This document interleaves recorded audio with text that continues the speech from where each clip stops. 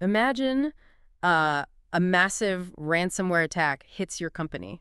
Like your primary servers are locked, your backups are locked. Oh, it's an absolute nightmare scenario. Right, and you Yeah. think you've done everything right, you know? You run daily antivirus updates, you have multiple layers of sophisticated firewalls, but you are still completely dead in the water.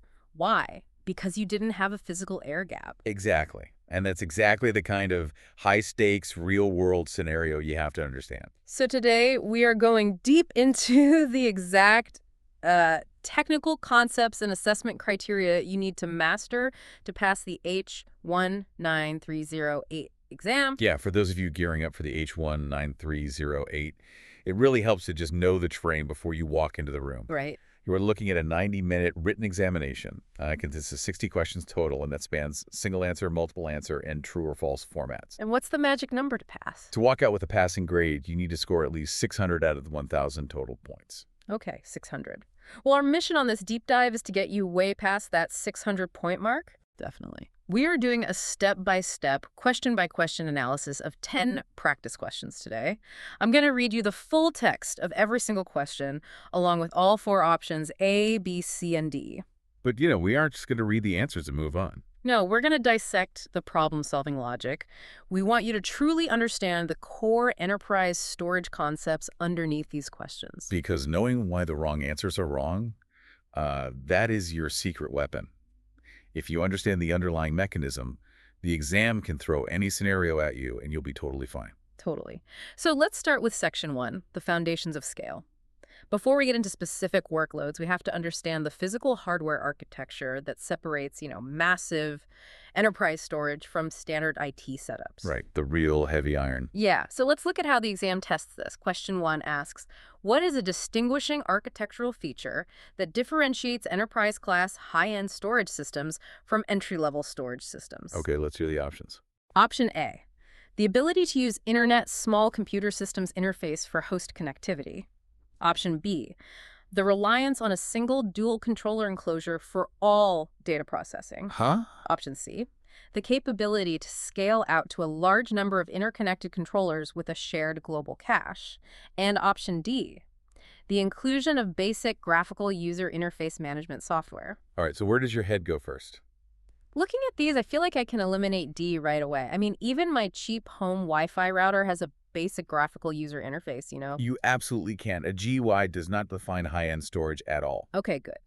And if I think about an entry-level system as like one strong workhorse, an enterprise system needs to be a massive team of horses sharing a single brain. So option C feels like the strongest candidate. That shared brain analogy is perfect. Option C is the correct answer. Oh, awesome. The defining feature of an enterprise system is that scale-out architecture.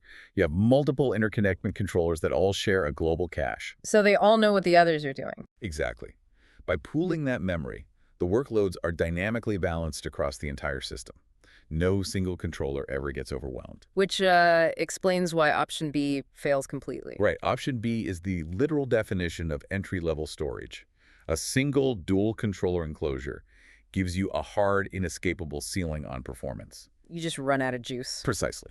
And option A, the Internet Small Computer Systems Interface, or ISCSI, is just a standard storage networking protocol. So it's not special. Not at all. It's used everywhere, from massive enterprise data centers down to small office setups, so it doesn't distinguish high-end systems in the slightest. Okay, that makes sense. But if you have that massive team of interconnected controllers, how do you actually add more power without breaking the system? That's the million-dollar question. And it brings us to question 2. What is the primary advantage of a scale-out storage architecture over a traditional scale-up architecture? Let's hear the choices. Option A, it linearly increases both storage capacity and computing performance by adding independent nodes. Option B, it limits the total system capacity to the physical boundaries of the original controller enclosure. Oh. Option C, it requires replacing the main processing units to achieve higher performance metrics. Or option D, it centralizes all input and output operations through a single master gateway. So what's your gut feeling here? Well, my gut tells me option D sounds efficient. Like, centralizing everything through a single master gateway seems like a clean way to manage data. See, it might sound clean on paper, but in practice, option D creates a massive traffic jam. Really? Yeah, if you force petabytes of data through one single master gateway, you've just built a systemic bottleneck. Scale-out architectures distribute the I/O. They never centralize it. Ah, okay, so D is out. The correct answer is A. Yeah. The real magic of a scale-out architecture is linear scalability. Meaning it grows in a straight line. Exactly. When you add a new node, you aren't just plugging in a bunch of dumb hard drives. Yeah. You are adding the compute power, the network ports, and the memory of that new node. So both capacity and performance increase proportionally. Yes, and they do it without any disruptive downtime. It just grows seamlessly, which means option C, replacing the main processing units, is exactly what we are trying to avoid, right? Yeah, we call option C a forklift upgrade in the industry. Forklift upgrade? That sounds expensive. It is. In the old scale-up days, Yeah. if you maxed out your controller, you literally had to rip out the brain of your storage system and buy a bigger one. Scale-out eliminates that entire headache. And option B? Option B is just describing the physical limitations of those old scale-up enclosures. It's definitely not an advantage of scale-out. Okay, so scale out allows us to add basically an infinite number of these massive nodes. But, all that interconnected computing power means nothing if the actual physical drives inside the system are dying from overuse. Which brings us to question 3. What role does wear leveling play in the internal management of solid-state drives? Option A. It prioritizes read operations over write operations to maximize application throughput. Option B. It ensures that erase and write cycles are distributed evenly across all memory blocks to extend the drive lifespan. Option C. It mechanically adjusts the speed of the disk based on the current operating temperature. Or option D. It encrypts the data passing through the storage controller to prevent unauthorized physical access. Okay, any initial thoughts? Well, I actually have to push back for a second here. We're talking about highly advanced enterprise hardware. Is flash memory really that fragile that the system has to micromanage exactly where every single megabyte is written? It really is, and it literally comes down to physics. Physics. Yeah. Flash memory stores data by trapping electrons inside microscopic cells. Every single time you erase and write new data to a block, you force those electrons through a physical insulating layer. Wow, okay. Over time, that process degrades the physical structure of the cell. They have a hard physical limit on write endurance. Yeah. And that is exactly why option B is the correct answer. So wear leveling is basically just making sure the burden is shared equally across the whole drive. Yes. The storage controller runs this constant background process to distribute those erase and write cycles evenly across all the blocks in the SSD. What happens if it doesn't do that? Without it, say you have a database writing heavily to one specific sector over and over. It would kill those specific cells prematurely, and that takes the entire expensive drive down with it. That physical degradation aspect makes a ton of sense. So option A, prioritizing reads over writes, that's just a performance tuning feature. Right. It has nothing to do with cell health. And option C? Option C is a classic exam trap. It mentions mechanically adjusting the speed of the disk.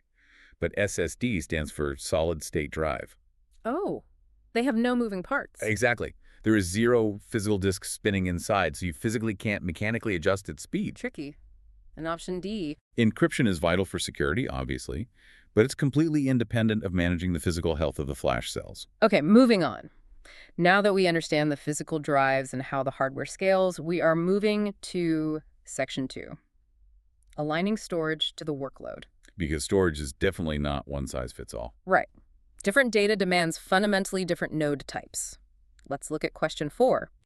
When designing a distributed storage solution for an autonomous driving project that requires massive capacity for sensor data archiving, which type of hardware node is most appropriate? Keyword there is archiving. Let's hear the options. Option A, compute-intensive nodes equipped with a top-tier graphic processing units. Option B, high-density storage nodes prioritizing maximum capacity per rack unit. Option C, ultra-low latency memory nodes running completely in-memory databases. Or option D, edge routing nodes designed strictly for network traffic inspection. So what's the vibe you're getting from this one? It feels like choosing between a massive cargo ship and a Formula One race car. Like, we don't need to go fast here, right? We just need to hold an absolute ocean of historical data. I love that analogy. You've hit the nail on the head. You need the cargo ship. Awesome. We are archiving sensor data. We are not making real-time driving decisions on the road. We are storing petabytes of history. So option B is correct. High-density storage nodes prioritizing maximum capacity per rack unit. So just stuffing as many huge drives into a box as possible? Exactly. They use large capacity drives to give you the most cost-efficient storage footprint possible for a massive archive. Because if we used option A, the GPUs, Oh man, you'd blow the entire IT budget in a single afternoon. right? Option A nodes are for fast computations and AI model training.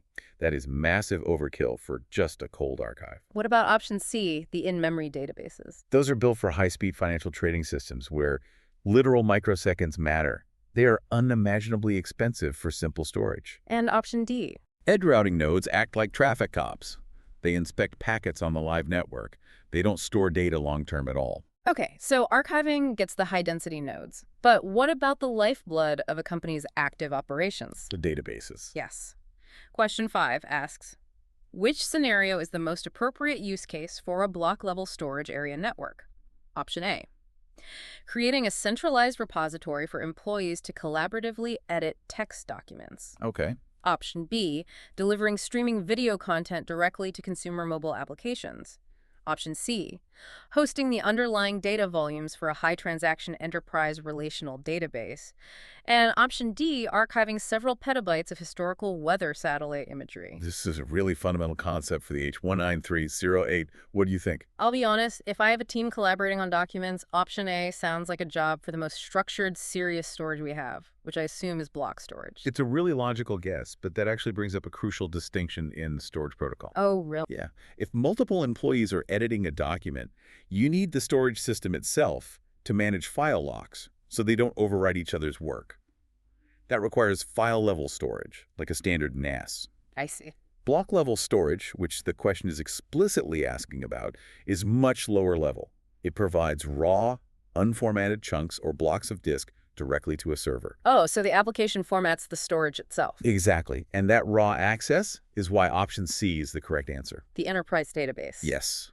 A high-transaction enterprise relational database requires incredibly precise structural control and ultra-low latency. It needs to manage the file system its own way. Block storage is basically the only protocol that provides that level of raw performance. Which leaves options B and D, the video streaming, and the massive weather satellite archives. Right, those are classic textbook use cases for object-level storage. Object storage, okay.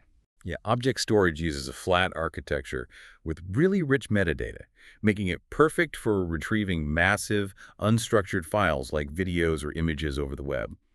Block storage would be way too rigid and insanely expensive for a petabyte of weather photos. Okay, this brings us to section 3. Fortifying the vault security and resilience. We've matched our workloads to the right hardware. But because this central repository holds the lifeblood of the enterprise, it's a huge target. Oh, it is the prime target. Question 6 addresses this directly. Which technique provides the highest level of protection against sophisticated ransomware attacks that attempt to spread through the enterprise network? Option A. Deploying multiple layers of software firewalls on the primary storage array. Yeah. Option B. Updating the host operating system antivirus definitions on a daily schedule. Option C. Relying exclusively on local storage snapshots stored within the same physical array. Or option D. Using an isolated replication link that is physically or logically disconnected most of the time. So we actually touched on this earlier. We did, in the intro. And relying on firewalls and antivirus options A and B, it feels like locking your front door but leaving the windows wide open against a professional thief. That is a great way to look at it. Sophisticated ransomware literally eats standard software defenses for breakfast. Wow. Yeah, zero-day threats easily bypass signature-based antivirus. And if an attacker compromises an administrator's credentials, they can punch right through those software firewalls like they aren't even there. Terrifying. So that's why option D is correct. Exactly. An isolated or air-gapped replication link, physically or logically, disconnects the backup from the network. If the link is severed, the malware literally has no physical path to reach the backup data. You eliminate the attack surface entirely. So options A and B are out. What about option C, the local storage snapshot? Relying exclusively on local snapshots on the same physical array is a recipe for total data loss. Because the ransomware is already inside the array. Yes. If the ransomware gains administrative access to the primary array, it can just as easily delete or encrypt those local snapshots along with your primary data. You need total isolation. Okay, so an air gap protects us logically. But what about a physical disaster, like a hurricane taking out an entire region? You definitely have to plan for that. Let's look at question 7. In a 3-data center disaster recovery topology, what is the primary purpose of the distant third data center? Option A, to provide synchronous replication for zero data loss during regional network outages. Option B, to act as a primary load balancer for daily user traffic across all locations. Option C, to provide geographical redundancy via asynchronous replication in case of a wide area disaster affecting the primary region. Or Option D, to serve exclusively as a temporary cache before writing data to public cloud providers. This one trips a lot of people up. I can see why. Now, Option A mentions zero data loss, which sounds like the ultimate goal of literally any enterprise. Why wouldn't we want synchronous replication to our distant third site? Because we are literally fighting the laws of physics. Wait, physics again? Always physics. Yeah. Light traveling through a fiber optic cable is incredibly fast, but it still takes time. In synchronous replication, your primary storage cannot confirm a write to the host until it receives an acknowledgement back from the distant replica. So if the third data center is like 1,000 miles away, waiting for that round trip on every single database transaction would it introduce massive latency and basically grind your primary application to a halt. You physically cannot do synchronous replication over wide area distances without freezing the system. Wow, okay. That is why Option C is the correct answer. The distant third data center provides geographical redundancy via asynchronous replication. Meaning it doesn't wait for the round trip. Right. It writes to the primary, acknowledges the host immediately so the app keeps running, and then quietly syncs the data to the third site in the background. It ensures survivability in a regional disaster that takes out both your primary and local secondary sites. Got it. And looking at the remaining options, Option B is wrong because a disaster recovery vault is not a daily user load balancer. Right. You don't route daily traffic to your vault. And Option D is simply made up, right? A third data center is a permanent secure vault, not a temporary cloud cache. Exactly. Completely made up for the exam. Okay, we are in the home stretch. Section 4, maximizing efficiency and sharing the space. We survived the hurricane. Our data is safe. Thank goodness. Now, how do we manage thousands of users sharing this surviving array without them wasting space or, stepping on each other's toes? This is where the daily operations come in. Question 8. What is the main characteristic of inline data deduplication compared to post-process deduplication? Option A. It analyzes and removes redundant data after it has been fully written to the physical disks. Option B. It requires significantly more back-end storage capacity to hold the temporary duplicate data. Option C. It completely avoids using system memory or processing power to identify duplicates. Or Option D. It processes and removes redundant data blocks before they are written to the physical storage media. Okay, thoughts? To me, this sounds like catching junk mail on the porch and throwing it in the recycling bin before it even enters the house, rather than dumping it on the kitchen counter and sorting it later. I absolutely love that visual. You are catching the junk mail on the porch. Yes. Option D is the correct answer. Inline deduplication processes and removes redundant blocks before writing them to the physical drives, which saves you back-end capacity immediately. So Option A, sorting it later on the counter, is literally describing post-process deduplication. Yes. Option A describes letting all the junk mail into the house first. And Option B describes the major downside of post-process. You have to buy extra physical storage capacity just to temporarily hold all those duplicate blocks before the system has time to clean them up. What about Option C? It claims inline deduplication completely avoids using system memory or processing power. Option C is completely false. And understanding why is crucial for the H19308. Okay, why? Identifying those duplicate blocks on the fly takes a massive amount of compute. The storage controller has to run a complex hashing algorithm on every single incoming block of data to create a unique digital fingerprint. Oh, wow. Then it has to compare that fingerprint against an index of millions of existing fingerprints in real time. That requires intense processing power and memory. You're essentially trading your system's compute power to save physical storage capacity. So if the controller is working that hard on hashing algorithms, what happens to performance? That actually leads perfectly into question 9. A service provider hosts multiple clients on a single storage array. Which technology ensures that the background analytics tasks of one client do not impact the critical transaction performance of another client? The classic shared storage dilemma. Option A, intelligent quality of service control. Option B, asynchronous remote replication. Option C, transparent data encryption. Or Option D, storage area network zoning. We call this the noisy neighbor problem. Noisy neighbor, right. If one tenant decides to run a massive data analytics job at 2 in the afternoon, You don't want them starving the resources of another tenant who is just trying to process live sales transactions. Option A is correct, Intelligent Quality of Service, or QoS. How does QoS actually enforce that, though? It regulates two main things, IOPS and bandwidth. Okay. Think of bandwidth as the physical width of a highway, and IOPS, input-output operations per second, as how many cars are allowed to enter the on-ramp every second. QoS puts up guardrails on both of those metrics so every workload gets the performance it was guaranteed, and no one creates a traffic jam. That makes total sense. And the other options just handle entirely different functions. Like option B, asynchronous replication we know from earlier is for disaster recovery across distances. Option C, encryption, is strictly for security. And option D, and zoning. I know that has to do with the network, but does it control performance? Not at all. S&N zoning simply dictates which servers are physically allowed to see which storage ports on the network switch. So it's just an access list. Exactly. It's an access control list. It does absolutely nothing to regulate the speed or performance of the traffic flowing through those ports. Okay, last question. Since we have all these tenants on one single array, how do we keep them secure? Question 10. How does multi-tenancy architecture benefit a large enterprise or cloud service provider managing varied departments? Let's finish strong. Option A. It logically isolates storage resources and management privileges for different user groups on the same physical infrastructure. Option B.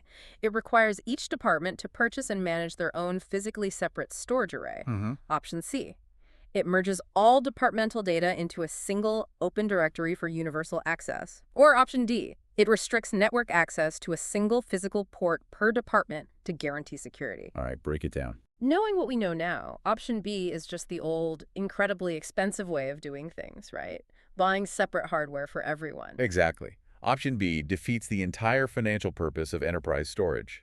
Multi-tenancy is all about doing more with less, but doing it safely. So A must be it. Option A is the right answer. It allows you to logically isolate resources and privileges on the same physical hardware. The HR department and the engineering department can share the exact same scale-out array, but through logical boundaries, neither can see, access, or manage the other's data. Which saves a fortune. It drastically cuts hardware costs while maintaining strict security per tenant. Which means option C, merging everything into an open directory, would be a catastrophic security and compliance violation. Oh, a total nightmare. HR data mixed with engineering code. You'd be fired instantly. Huh.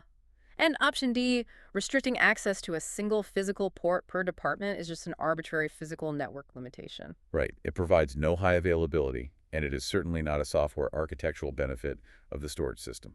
Thanks for joining us on this deep dive, everyone, and good luck.